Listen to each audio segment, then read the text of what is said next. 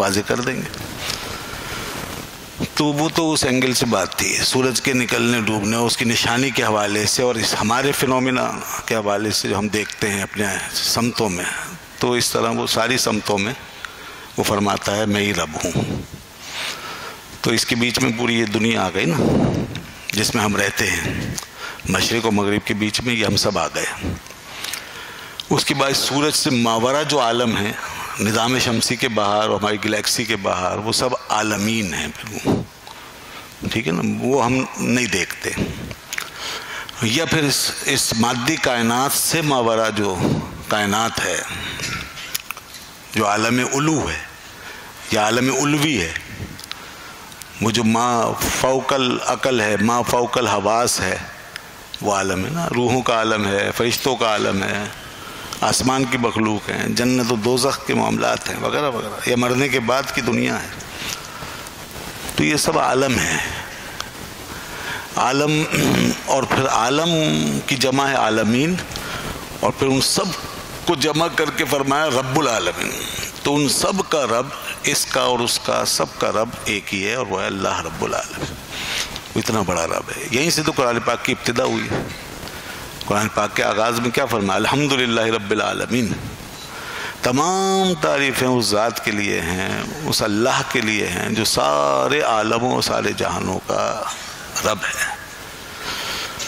تو قرآن پاک سے بالکل واضح ہے. اور اللہ تعالیٰ سب چیزوں کا رب وہی ہے، سارے عالموں کا رب وہی ہے. اور پھر ان عالموں کو اس نے مختلف طریقوں سے بیان کیا. جیسے یہاں پر عالم خلق اور عالم امر دو ذکر کر دی، دو حصوں میں بانٹ دیا. ایک ہے عالم امر اور ایک ہے عالم خلق. تو عالم خلق کیا ہے؟ عالم خلق تو یہ ہے جو ہمارے حواس میں آتا ہے، جس کو ہم دیکھتے ہیں، جس کو ہم سنتے ہیں، جو دائرہ حواس میں ہے، یعنی جو مادے سے پیدا ہو رہا ہے نا. اللہ تعالیٰ کے پیدا کرنے کے دو طریقے ہیں. ایک تو یہ کہ وہ مادے سے پیدا کرتا ہے، کسی پروسیس سے، کوئی مادہ ہے اس سے تخلیق کر، مادے کو بھی پیدا کیا اس نے، مادہ بھی اللہ کی مخلوق ہے، پھر اس سے ایک پروسیس میں لا کر اس کو ایک چیز بنا دیتا ہے، جس کو فرمایا الذی خلق فسوی والذی قدر فہدی.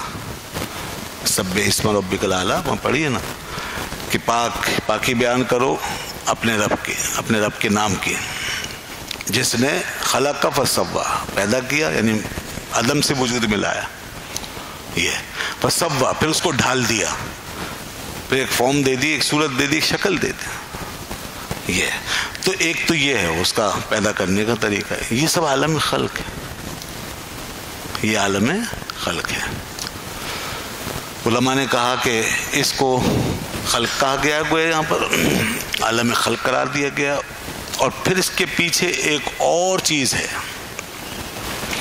جو یہاں سے چلتی ہے اور آگے تک ٹرانسینڈنس کے ساتھ اوپر چلی جاتی ہے. ایک اس کے اندر تفوق ہوتا جاتا ہے، اور وہ ہے عالم امر. عالم خلق کے پیچھے ایک عالم امر کار فرما ہے، اور وہ عالم خلق کو چلا رہا ہے. یہ بہت باریک بات ہے، ذرا سمجھیے گا. یہ پورا عالم خلق جو ہے اس کے پیچھے ایک تدبیر ہے، اللہ کی ایک تدبیر ہے، اور اس کا ایک ڈیوائن رابطہ ہے. عالم خلق کے ساتھ ایک ڈیوائن رابطہ ہے، ایک ڈیوائن کنیکشن ہے. وہ عالم خلق کی جس کے تحت وہ تدبیر فرما رہا ہے. اور عالم خلق جو ہے وہ حرکت میں ہے، عالم خلق اپنے کام میں ہے، عالم خلق اپنے فریضہ فطرت میں مصروف ہے. یہ جو تدبیر ہے نا، یہ ہماری آنکھوں سے پوشیدہ ہے. یہ عالم امر ہے، یہ امر ہے.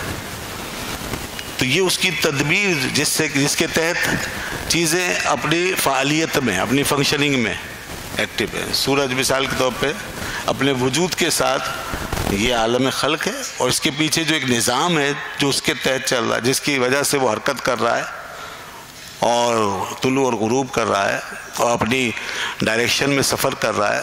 اور تمام سیارے، تمام ستارے، تو وہ سب کے سب پھر عالم امر کے تحت یہ کام انجام دے رہے ہیں. یہ اس کی خفیہ تدبیر ہے، یہ اللہ کی، یہ عالم امر ہے، ہر شے کے ساتھ ہے. اب یہ سارا نظام کائنات صرف اتنا ہی نہیں ہے کہ یہ بن گیا ہے اور بننے کے بعد سامنے آ گیا، بلکہ نظام کائنات بننے کے بعد چلایا بھی جا رہا ہے. اس کو ایکشن میں بھی رکھا گیا ہے، اس کو فعال بھی بنایا گیا، اس کو چلایا بھی جا رہا ہے، اور یہ فنکشننگ کی حالت میں اپنا کام کر رہا ہے. یہ بھی ہے. لہذا دیکھیں نا، اب سارے جو باطل نظریات تھے نا فلاسفہ کے، جو اب تک پتہ کیا کیا وہ کہتے آئے ہیں دنیا کے، اور اب تو یہ مادیت کا دور ہے، اس میں بھی پتہ کیا کیا لوگوں نے سمجھا ہے، سب کا رد کر دیا. لوگوں نے، کسی نے کہا اللہ ہے ہی نہیں، کوئی خالق ہی نہیں ہے. تو وہ پوچھتا ہے کہ اگر کوئی خالق ہی نہیں ہے تو یہ خلق کہاں سے آ گئی، یہ مخلوق کہاں سے آ گئی؟ ایسا کبھی ہو سکتا ہے کہ کوئی بنانے والا نہ ہو اور چیز بن جائے، کوئی چلانے والا نہ ہو کوئی چیز چلے؟ تو جب یہ کہا کہ خالق نہیں ہے تو اسے فرمایا لہ الخلق، بھائی خالق وہ ہے اور اسی نے پیدا کیا. لوگوں نے کہا ہاں ٹھیک ہے خالق تو وہ ہے، لیکن ایسا ہے کہ وہ خود بخود خالق تو ہے، مگر اس کے بعد پھر جب یہ پیدا ہو گیا تو اس کے بعد خود بخود یہ سلسلہ چلنے لگا. یہ بھی کچھ لوگوں نے سمجھا. اب جو ہے آٹومیٹک کام ہو رہا ہے، اب خود بخود کائنات چل رہی ہے. اب جیسے کہ اس وقت کے سائنسی علوم ہیں اور آج کی فلسفی، مادہ پرست لوگوں کا پڑھنے پڑھانے کا انداز کچھ یہی ہے کہ کائنات بھائی اس سبب سے یہ ہو رہا ہے، اس سبب سے یہ ہو رہا ہے، کاز اینڈ ایفیکٹ ریلیشن شپ کے تحت انہوں نے ہر چیز کا سبب نکال لیا اور بس بات ختم ہو. اور اس طرح یہ سب کچھ ہو رہا ہے. بارش اس لیے ہو جاتی ہے، اور جہاں طوفان اس لیے آتے ہیں اور زلزلے اس لیے آتے ہیں، اور یہ گردش جو ہے نظام شمسی کی اس کی وجہ یہ ہے، گریویٹیشن ہو رہی ہے، کشش ثقل ہے، زمین کی کشش ہے، یا اس نظام شمسی کی کشش ہے، مرکز بائل قوت ہے، مرکز گریز قوت ہے، اس میں اس طرح گیسز کام کر رہی ہے، اس کے اندر اس طرح بخارات بن رہے ہیں، اس طرح یہ سب کچھ ہو رہی ہے. سب اسباب جو ہے نکال کے بیان کر دیے گئے اور بس اس کو یہاں پہ ختم کر دیا.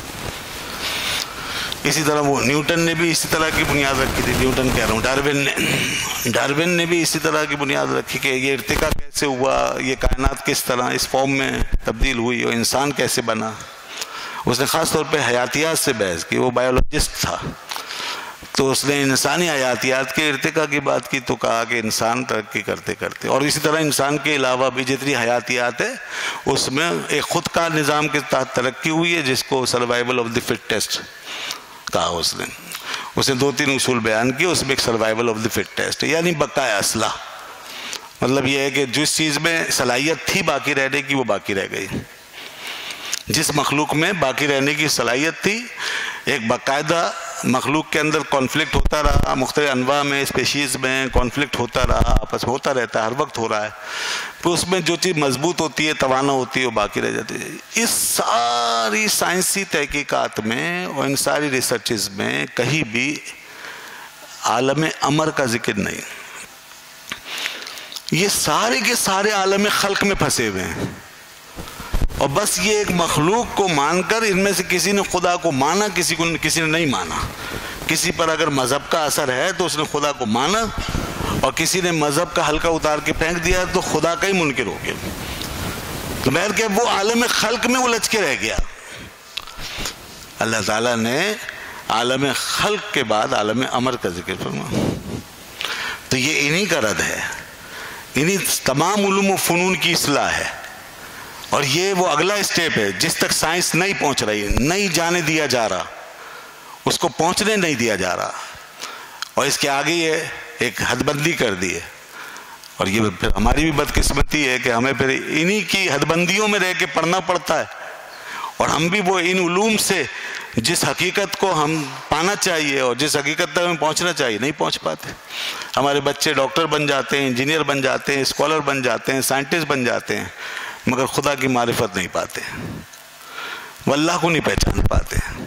اس کی وجہ یہی ہے کہ یہاں انہوں نے ان علوم کی حد بندی کر دی، عالم خلق کے اندر اس کو بند کر دی۔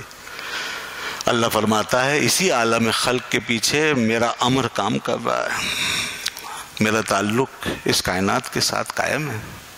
الا لہ الخلق والامر وهو يدبر الامر ويدبر الامر، فرمایا کہ اور وہ اس امر کی وہ تدبیر فرما رہا ہے، وہ خود فرما رہا ہے۔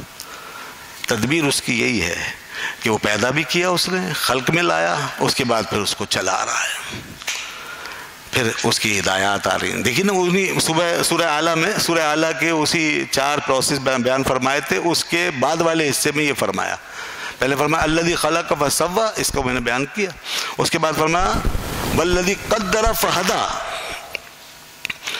اس نے اتنا ہی نہیں کہ پیدا کیا، ہموار کیا، برابر کیا، چھوڑ دیا، نہیں، بلکہ والذی قدر فہدی، بلکہ اس کے بعد پھر اس نے ہر ایک کی نوع متعین کی، قدرہ، نوع بنا دی، انواع بنا دی، اسپیشیز بنا دی، یہ تقسیم کر، پھر اس کے بعد فہدی، پھر ان کو ڈائریکشن دی، چلایا، ہدایت کی، آگے ہکایا، بڑھایا، منزل دکھائی، سفر کرایا، تکمیل پہ پہنچایا۔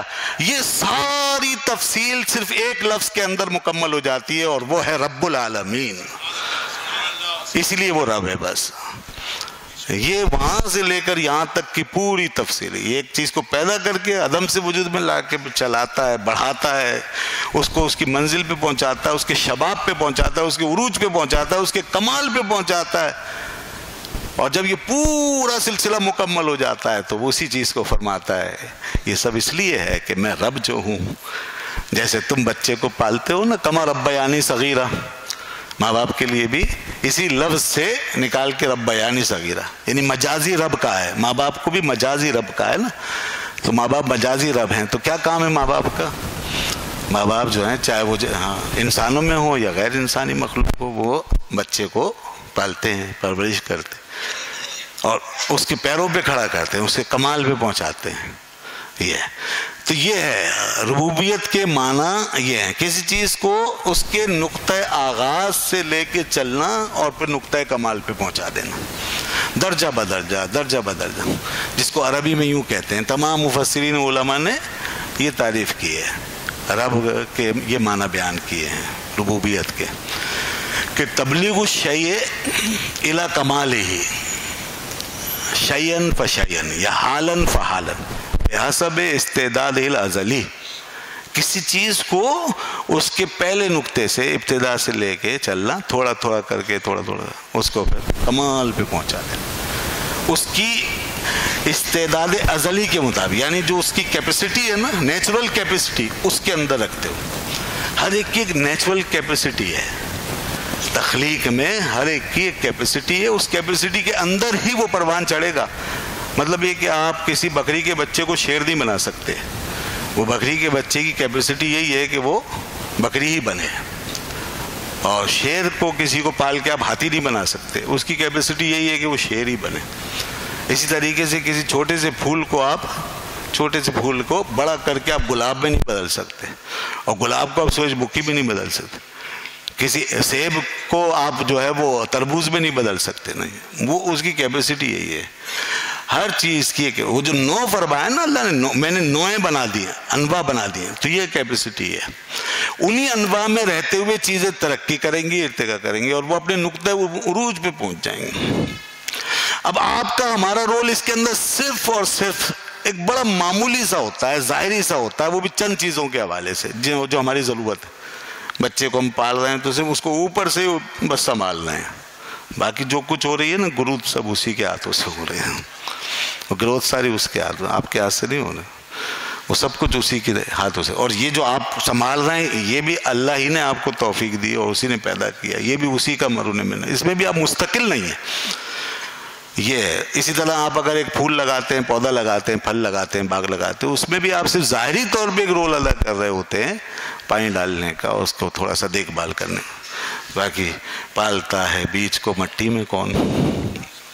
علامہ اقبال نے کہا نا، پالتا ہے بیج کو مٹی میں کون، کون دریاؤں کی موجوں سے اٹھاتا ہے سحاب بادل، کون دریاؤں کی موجوں سے اٹھاتا ہے سحاب، کون لایا کھینچ کر پچھم سے باد سازگار۔ یہ زمین کس کی ہے، کس کا ہے یہ نور آفتاب؟ کس نے بھر دی موتیوں سے خوشہ گندم کی جیب؟ کس نے بھر دی؟ کون ڈالے گا؟ کس نے بھر دی موتیوں سے خوشہ گندم کی جیب؟ کس نے سکھلائی ہے موسموں کو خوئے انقلاب؟ یہ موسم کہاں سے آتے ہیں؟ کوئی تو ہے نا، وہی تو ہے جو نظام ہستی چلا رہا ہے، وہی خدا ہے۔ رب العالمین بتا دے، تبارک اللہ رب العالمین، برکت والا، اس میں برکت ہی برکت ہے۔ برکت کس کو کہتے ہیں؟ دیکھیں نا کیا قرآن مجید کا اسٹینزا دیکھیں نا آپ، قرآن پاک کا ذرا انداز دیکھیں، الفاظ کی ذرا انتخاب دیکھیں، آیت کی ترتیب دیکھیں، ایک ایک لفظ جو ہے نا ڈیوائن سلیکٹڈ ہے نا، تو بس پھر بات ختم ہو گئی۔ کوئی شاعر سلیکٹ کرتا ہے تو ہم اس پہ اشش کرتے ہیں، کوئی ادیب سلیکٹ کر کے لاتا جسے اللہ نے سلیکٹ کیا ہو، جس کے موتی بنا بنا کے پروئے ہوں۔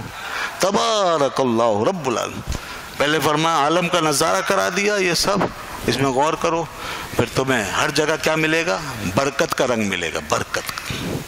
برکت کس کو کہتے ہیں؟ برکت کہتے ہیں کسی چیز کا بڑھنا، زیادہ ہونا، 1 سے 2 ہونا، 2 سے 4 ہونا، 4 سے 8 ہونا، یہ بڑھنا ہے۔ تو کائنات گویا کہ ایک فلاورنگ کی حالت میں آپ کو نظر آ رہی ہے، ہر جگہ بڑھتی، نمو پاتی، آگے گروتھ پاتی، حرکت کرتی۔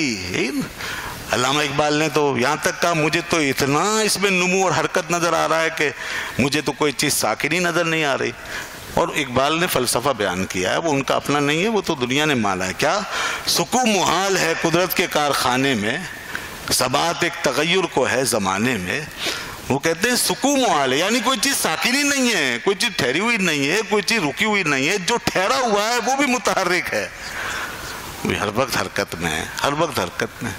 ہر چیز توانائی سے لبالب ہے، اس لحاظ سے بھی دیکھیں ہر چیز کے اندر ایک پوٹینشیلٹی ہے، توانائی ہے، وہ اندر سے چیخ رہی ہے مجھے باہر نکالو، مجھے باہر نکالو۔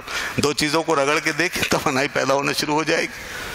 تو اس طرح کائنات کے اندر ہر وقت ایک پوٹینشیل ہے، بہت بڑے بڑے پوٹینشیل ہے، توانائی بھری پڑی ہے، حرکت بھری پڑی ہے، اس کے اندر نمو ہے، گروتھ ہے۔ تو سکو محال ہے قدرت کے کارخانے میں، ثبات ایک تغیر کو ہے زمانے میں، یعنی یہاں پر سے ایک تغیر ہی ہے جو ٹھہر کے ساکن نظر آ رہا ہے، بس یہ سب متحرک۔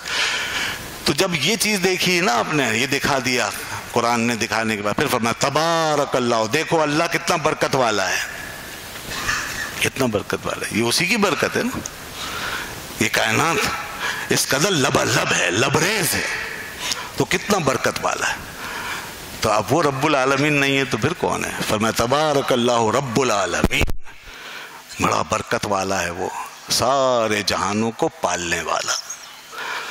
تو الا لہ الخلق والامر، میں بات کر رہا تھا خلق اور امر کی، عالم خلق اور عالم امر۔ دیکھا آپ نے کس طریقے سے عالم خلق وجود میں آیا ہے، اور اس کے پیچھے عالم امر وہ پورا اس کی بیک کے اوپر سوار ہے، اور کوئی شے جو ہے اللہ کی تدبیر سے آزاد نہیں ہے۔ ایک ذرہ بھی اپنی فنکشننگ میں، ایک کیڑا بھی اپنی حرکت میں، اس کی فنکشننگ اس کے چلائے بغیر نہیں چل رہا، اس کے روکے بغیر نہیں رکا ہوا۔ پہاڑ اگر کھڑے ہیں تو اس کے روکنے سے کھڑے ہیں، اور بادل اگر تیر رہے ہیں اور دوڑ رہے ہیں تو اس کے دوڑانے سے دوڑ، جس کو اس نے ٹھہرا دیا۔ ورنہ قیامت کے دن بہت کچھ متحرک ہو کر دکھائی دے گا، اور پہاڑ چلیں گے، اور جو کچھ ٹھہرا ہوا ہے وہ دوڑے گا، اور جو دوڑ پھر رہے ہیں وہ رکے ہوئے ہوں گے۔ یہ سب کچھ وہ اپنا دکھائے گا اس وقت جب قیامت ہوگی، تو پھر نظام سسٹم کو چینج کر دے گا ایک دم۔ یہی قیامت کا انقلاب ہے۔ تو اس کے پیچھے امر ہم، اسی لیے ڈارون اگر ایک قدم آگے بڑھ جاتا اپنے ارتقاء کے نظریے میں، اپنی بایولوجیکل تھیوری میں، اپنی بایولوجیکل ایولیوشن میں، اگر وہ تھوڑا سا آگے بڑھتا اور کہہ دیتا کہ یہ سب ایک تدبیر ہے، یہ سب ایک پیچھے چلانے والے کا کام ہے، تو وہ کافی حد تک اس کا نظریہ اسلامی ہو جاتا۔ پھر اس کے بالوں پر ہی درست کرنے پڑتے، باقی اس کی بنیاد صحیح ہو جاتی۔ مگر اس نے کہا یہ ایک آٹومیٹک سسٹم ہے، از خود چلنے والا نظام، خود کا نظام ہے، یہ اس نے کہا غلط ہو گیا۔ یہ قرآن اس کو نہیں مانتا، مسلمان اس کو نہیں مانتا۔ سب کچھ اللہ کے کرنے سے ہے، سب کچھ۔ الا لہ الخلق والامر، عالم خلق بھی اس کا ہے، عالم امر بھی اس کا ہے. اور انسان کی بے بسی کا عالم تو یہ ہے کہ نہ اس کی خلق پر قادر ہے نہ اس کے امر پر قادر ہے. دیکھیں نا، جو خلق ہے اس پہ کیا قدرت ہے انسان کی؟ کچھ بھی نہیں، سوائے اس کے کچھ چیزوں کو ملا جلا کر کے ایک نئی چیز بنا لی، بس کے سوا اور کیا. اور جو چیز بنی ہوئی ہے، دیکھیے ایک تو انسان یہاں عاجز آ گیا کہ کوئی چیز اگر نہیں ہے، معدوم ہے، تو اسے بنا نہیں سکتا، نہیں بنا سکتا. انسان پیدا نہیں کر سکتا، انسان عدم سے وجود میں نہیں لا سکتا. ساری کائنات بھی مل کے چاہے کہ عدم سے وجود میں لائے، نہیں لا سکتا. اور دوسرا، جو اس نے پیدا کر دیا ہے نا، اس کو مٹا نہیں سکتا، فنا نہیں کر سکتے. فنا کا مطلب کیا لے رہا ہوں میں؟ وجود سے دوبارہ عدم میں لے جاؤ، جیسا بننے سے پہلے تھی نا اس حالت میں لے جاؤ، اور مٹا دو نام و نشان اس کا، اور اسے کسی فارم، کسی شکل، کسی صورت، کسی بھی حیات میں مت رہنے دو. یہ نہیں ہو سکتا. یہ توانائی ایک چیز ہے، یہ توانائی جو پیدا ہوتی ہے نا، یہ آپ اس کو ختم نہیں کر سکتے، اس سے جان نہیں چھوڑا سکتے. اگر یہ گلے پڑ جائے تو اس سے جان نہیں چھوڑا سکتے. اس کو استعمال میں لائیے اور یہ پھر اس کے بعد ایک دوسری شکل میں تبدیل ہو جاتی ہے. توانائی بدلتی رہتی ہے، اپنی جگہ بدلتی ہے، اپنا مرکز بدلتی ہے، اپنی منزلیں بدلتی ہے، ایک چیز سے دوسری چیز میں، ایک جسم سے دوسرے جسم میں یہ داخل ہوتی رہتی ہے. یہ دیکھ لیجیے انسان کتنا بے بس ہے، کچھ بھی نہیں انسان کیا. اور وہ دیکھیے کیسا حکیم و علیم ذات، کیسی باخبر ذات، اس نے کس طرح اس پورے نظام کو نہ صرف پیدا کیا ہے بلکہ اس کا کنٹرول بھی اس کے ہاتھ میں ہے، اور وہ چلا رہا ہے عالم امر کے تحت. یہ جو شہد کی مکھی ہے، یہ شہد کی مکھی کا ذرا انداز دیکھیں آپ. قرآن پاک میں سورہ نحل کہتے ہیں شہد کی مکھی کو. وَأَوْحَى رَبُّكَ إِلَى النَّحْلِ، تیرے رب نے اس نحل کی طرف، شہد کی مکھی کی طرف خفیہ پیغام پہنچایا ہے. یہ عالم امر ہے. یہ پیغام ہمیں نظر نہیں آ رہا، یہ چیز ہماری گرفت میں نہیں ہے، ہم اس کو کسی بھی آلے سے جان نہیں سکتے، ہم اپنے اسباب کے تحت اس کو نہیں لا سکتے. یہ ہے وہ عالم امر. میں نے کہا نا ہر خلق کے پیچھے امر چل رہا ہے. تو اب وہ اس عالم امر کا ذکر فرماتا ہے تفصیل کے ساتھ. خلق کا ذکر بھی فرما رہا ہے، امر کا ذکر بھی فرمایا. دیکھو کیسے اس کے لیے خلق ہے اور کیسے اس کا امر ہے. یہ شہد کی مکھی کو ذرا دیکھو کہ اس کو تیرے رب نے خفیہ پیغام پہنچایا. اوہا ربک الی النحل ان اتخذی من الجبال بیوتا ومن الشجر ومما یعرشون.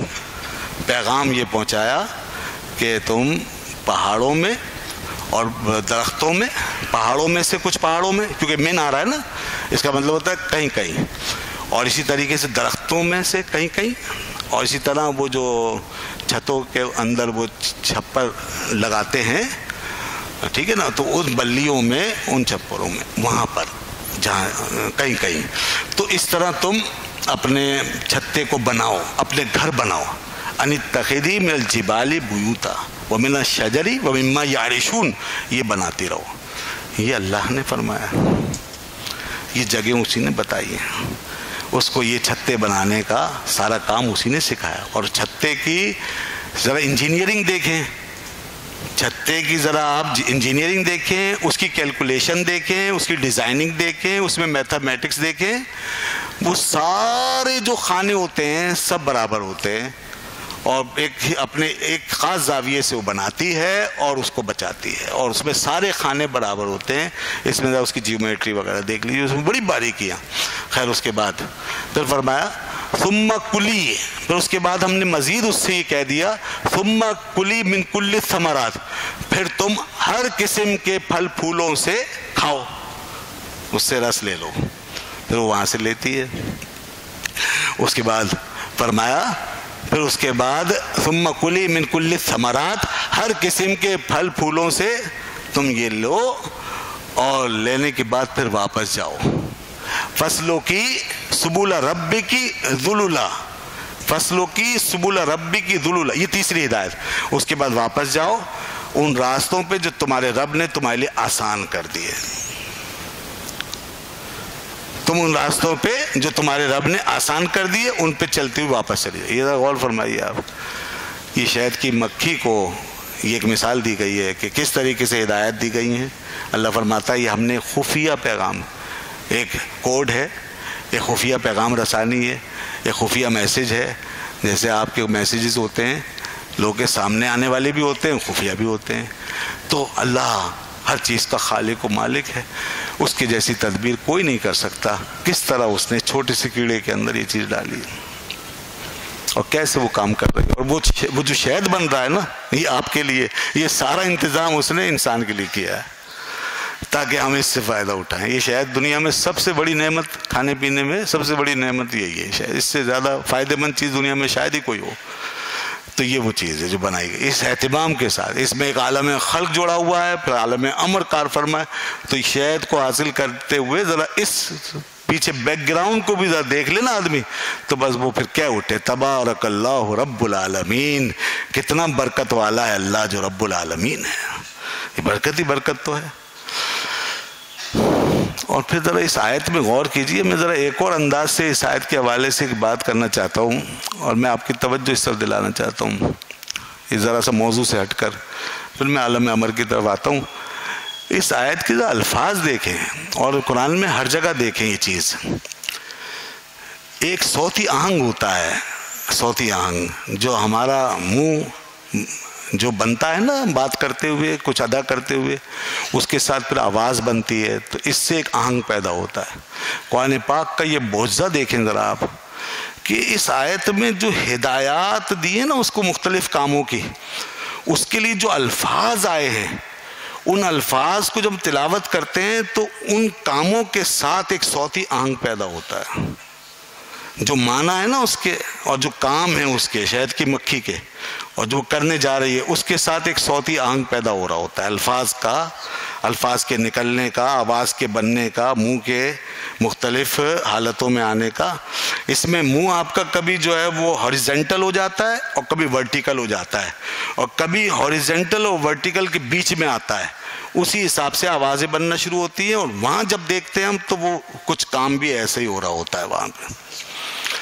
دیکھیے پہلے وہ شہد بنانے کا اسے حکم دیا ہے، ٹھیک ہے نا، گھر بنانے کا، یعنی شہد چھتا بنانے کا، چھتا بنانے کا حکم دیا ہے. اب جو چھتا جو بنتا ہے نا تو اس میں دیکھیے ایک پھیلاؤ ہے، اس کام میں ایک پھیلاؤ ہے. اب وہ ایک پھیلاؤ کسی کیفیت ہے نا، اور وہ جن جگہوں پہ بنا رہی ہے وہ پھیلی ہوئی جگہیں ہیں، پہاڑ پہ بنائے گی، چھتوں میں بنائے گی، تو پھیلی ہوئی جگہ. اب ذرا اس کیفیت کو بیان یوں کیا، فرمایا انتخذی. اب ذرا دیکھیے الفاظ کا اور اس آواز کا ذرا دیکھیے کہ کس طریقے سے اس کی تصویر بنتی ہے اور کس طرح منہ کی کیفیت بنتی ہے. یعنی اب دیکھیں گے آپ پھیلاؤ کسی کیفیت آ رہی ہے. انتخذی من الجبال بیوتا ومن الشجر ومما یعرشون. یہ آپ پڑھیں گے نا اس کو تو منہ پھیلتا ہوا چلا جائے گا. یہ سارے الفاظ ایسے ہیں، پھیلاؤ. تو جیسے پھیلی ہوئی چیز، چونکہ پھیلا ہوا کام پھیلی ہوئی چیز کو بیان کر رہا ہے، چھتے کا بن رہا ہے چھتا ایک، تو اسی لحاظ سے ایک صوتی آہنگ پیدا ہو رہا ہے اسی لحاظ. اور یہ بالکل دیکھیے ہاریزنٹل کیفیت میں ہے، ہاریزنٹل ادھر بھی اور ادھر بھی. انتخذی من الجبال بیوتا ومن الشجر ومما یعرشون. یہ اچھا. اس کے بعد پھر دیکھیے آپ پھر ذرا سا ورٹیکل اور گولائی میں. اب وہاں جو ہے شہد کی مکھی کا دوسرا فنکشن وہ یہ ہے کہ وہ ایک چیز کو بھر رہی ہے اپنے اندر. کھا رہے ہیں نا، جیسے ہم کھاتے ہیں تو کیا بھر جاتا ہے اور گولائی، منہ میں گولائی آ جاتی ہے. تو یہ ایک ذرا سا ورٹیکل ہو جاتا ہے اور ایک دائرہ سا بن جاتا ہے. ورٹیکل کہہ رہا ہوں، ہاں ٹھیک ہے، ورٹیکل عمودی، ورٹیکل کا مطلب عمودی، اور ایک دائرہ سا بنتا ہے. تو اب دیکھیے اب جو الفاظ ہیں نا، جو الفاظ ہیں اس کے اندر کچھ اسی طرح کی بناوٹ آ رہی ہے. صوتی آنگ بھی کچھ اس سے کچھ مناسبت پیدا کرتا ہوا چل رہا ہے. ثم کلی، ثم کلی، ثم کلی. دیکھیں نا منہ گول ہوگا، آواز کے اندر ایک گولائی سی پیدا ہوگی اور منہ بھی گول ہو رہا ہے. اب یہ ورٹیکل کیفیت ہو رہی. اب چونکہ وہاں پہ بھی یہی ہو رہا ہے کہ وہ نکال رہی، بھر رہی ہے اپنے اندر. ثم کلی من کل الثمرات، ثم کلی من کل الثمرات. ایسا لگ رہا ہے نا میرا منہ بھرا ہوا ہے. ثم کلی من کل الثمرات. یہ جب ہم پڑھ رہے ہیں نا تو ہمارا منہ بھی بھر رہا ہے، اور ادھر کیا ہو رہا ہے، ادھر وہ بھی اپنا پیٹ بھر رہی ہے. یہی مفہوم ہے. اگر آپ صوتی آہنگ سے بھی قرآن کو سمجھیں گے تو آپ کو باقاعدہ ایک تفہیم ملے گی، آپ کو معنی کی طرف اشارہ ملے گا. ثم کلی من کل ثمرات، تو یہ منہ کا گول ہو جانا. اچھا اس کے بعد پھر اب اس کے بعد اس کی واپسی ہے. اب واپسی کی جو کیفیت ہے نا، اب ذرا غور کیجئے گا، یہ اڑان ہے. اب اس کی ایک اڑان ہے. اب اڑان میں کیا ہے؟ اب اڑان میں نہ پورا ہاریزنٹل ہے نہ پورا ورٹیکل ہے، بلکہ اب اوپر نیچے لہریں ہیں. اب لہروں کی طرح ہیں، اوپر نیچے ہے، یہ بالکل ایک جیسا نہیں رہے گا. اب اڑان میں اوپر نہیں. اب ذرا دیکھیے ادھر، اب جب واپسی کا جو سفر اسے کروایا ہے اور اڑان کی جو بات کی ہے، تو پھر یوں فرمایا ہے، پھر فرمایا ہے فَاسْلُكِي سُبُلَ رَبِّكِ ذُلُلًا، فَاسْلُكِي سُبُلَ رَبِّكِ ذُلُلًا. اب ذرا منہ کی حالت دیکھیے، آواز دیکھیے، فَاسْلُكِي سُبُلَ رَبِّكِ ذُلُلًا. یہ اوپر نیچے کے دیکھ رہے ہیں آپ کیفیت. اب نہ ہاریزنٹل کیفیت ہے نہ پوری ورٹیکل، اب یہ اوپر نیچے. فَاسْلُكِي سُبُلَ رَبِّكِ ذُلُلًا. یہ اڑان جو ہے نا اس کی، یہ اس کی طرف اس سے ہم آہنگی پیدا ہو رہی ہے، صوتی ہم آہنگی. اس کے یہ قرآن کا معجزہ ہے، یہ قرآن کا معجزہ ہے، یہ قرآن کی شان ہے، اور یہ قرآن کے بے شمار معجزوں میں سے ایک معجزہ ہے. یہ بے شمار موضوع، اس حوالے سے بھی اگر قرآن پہ کام ہو تو پتہ نہیں کتنی نشانیاں ملیں گی. یہ اللہ ہی کا کلام ہو سکتا ہے جو شان سے مطابقتیں رکھتا ہو، معنی کے ساتھ، آواز کے ساتھ، منہ کی بناوٹوں کے ساتھ. یہ ساری مطابقتیں، مناسبتیں خدا کے کلام ہی میں پائی جا سکتی ہیں. ہم تو صرف، ہم جس کو فصیح و بلیغ کہتے ہیں نا اپنی اصطلاح میں، جسے ہم فصیح و بلیغ کہتے ہیں، فصیح و بلیغ کے تو شاید اب دنیا کو اس کے معنی سمجھنے والے بھی شاید خال خالی رہ گئے ہوں گے. اب تو زبان ہی ختم ہوئی جا رہی ہے. فصیح و بلیغ تو بات کی بات ہے، کون فصیح کون بلیغ، وہ تو کبھی پہلے ہوتے تھے جب زبان دان ہوتے تھے، کبھی آپ کے اندر بڑے بڑے شعراء پیدا ہو رہے تھے، ادیب پیدا ہو رہے تھے، آپ اپنی زبان پڑھ رہے تھے، پڑھا رہے تھے، اس کی اصلاح ہو رہی تھی، ترقی. اب تو ختم ہو رہا ہے، اب تو ٹوٹ پھوٹ ہو رہی ہے. تو خیر فصیح و بلیغ کیا ہوتا ہے؟ فصیح و بلیغ یہی ہوتا ہے نا جس میں الفاظ صحیح ہو جائیں، عبارت جو ہے وہ اچھی ہو. میں بڑے آسان انداز میں کہہ رہا ہوں، غیر اصطلاحی طور پہ. اور بلیغ یہ ہوتا ہے کہ اس سے مطابقت ہو جائے ماحول سے. تو ایک قسم کی اصلاح اور ایک قسم کی مطابقت کے نتیجے میں آپ فصیح ہو گئے اور بلیغ ہو گئے، اور آپ کہاں سے کہاں پہنچ گئے اپنی زبان میں. ذرا قرآن مجید کی شان دیکھیے، قرآن مجید میں مطابقتیں دیکھیے، مناسبتیں دیکھیے. ہم کہہ سکتے ہیں دنیا میں فصاحت و بلاغت کے جتنے بھی معیارات ہیں، قرآن ان سب سے بلند ہے، ان سب سے بلند ہے. فصیح و بلیغ کی تعریفیں ہمارے آپ کے لیے کی گئی ہے. اللہ کا کلام ہر تعریف سے بلند ہے، اور اس کی شان یہ ہے کہ حق تو یہ ہے کہ حق ادا نہ ہوا. تم جو کچھ بھی معیار قائم کرو، قرآن خدا کا کلام اس معیار سے بلند ملے گا. یہ ہے قرآن کا اصول. خیر یہ موضوع تھوڑا سا ہٹ گیا، اور میں یہ آیت آئی تھی تو میں نے کہا یہ ایک بات ہو جائے. تو میں یہ عرض کر رہا تھا کہ الا لہ الخلق والامر، اسی کے لیے ہے خلق اور اسی کے لیے امر. تو میں نے کہا تھا خلق تو یہ ہو گیا نا جو ہمارے سامنے آ گیا، اور پھر امر اس کے پیچھے پیچھے ٹرانسینڈنٹ حالت میں ہے. ٹرانسینڈنٹ حالت میں یہاں سے شروع ہو رہی ہے، ہر مادے کی تدبیر سے بات شروع ہو رہی ہے، اور پھر عالم امر بلند ہوتا ہوا مادے سے مجرد ہو رہا ہے، پھر اس مادے سے مجرد ہو کے الگ ہو رہا ہے، اور پھر ایک الگ نئی دنیا میں جا رہا ہے جہاں پر صرف امر رہ جاتا ہے، مادہ ختم ہو جاتا ہے. اب یہ بات میں ابھی یہاں چھوڑ دیتا ہوں کیونکہ یہ پھر اس کی تفصیل ہے. میں اس پر انشاءاللہ اگلے جمعے میں مزید گفتگو کروں گا. اب امر جب ٹرانسینڈنٹ ہوگا تو پھر کہاں جائے گا، پھر اس میں کیا کیا بنے گا، یہیں پہ روحوں کا ذکر آئے گا انشاءاللہ. روحوں کا، نفس کا، روح کا، یہ سب مادے سے ماورا ہیں، مادے سے پھر نکل گئی چیزیں. اب ہم اس میں جائیں گے تو پھر یہ سمجھیں گے کہ روح کیا ہے، اور روح کے بارے میں کچھ باتیں جو کچھ بھی لکھا گیا ہے. بہرحال روح کی پوری حقیقت تو جاننا بندے کے بس کی بات ہی نہیں، بلکہ روح کی حقیقت بندوں کے علم میں ہے ہی نہیں. اللہ نے جسے عطا فرمایا ہو تو وہ جو کچھ لکھا گیا اس کی روشنی میں انشاءاللہ پھر یہ پتہ چلے گا کہ خدا کا عالم خلق کیا ہے اور عالم امر کیا ہے. اور پھر اس طرح عالم امر اپنی ٹرانسینڈنٹ حالت میں اپنی ارتقائی حالت میں کس طرح ہم سے قریب ہے اور کس طرح ہم سے دور ہے، اور ایبسٹریکشن کتنا ہے اس کے اندر، یہ ضروری ہے چیزیں جاننا۔ اللہ تعالیٰ سے دعا ہے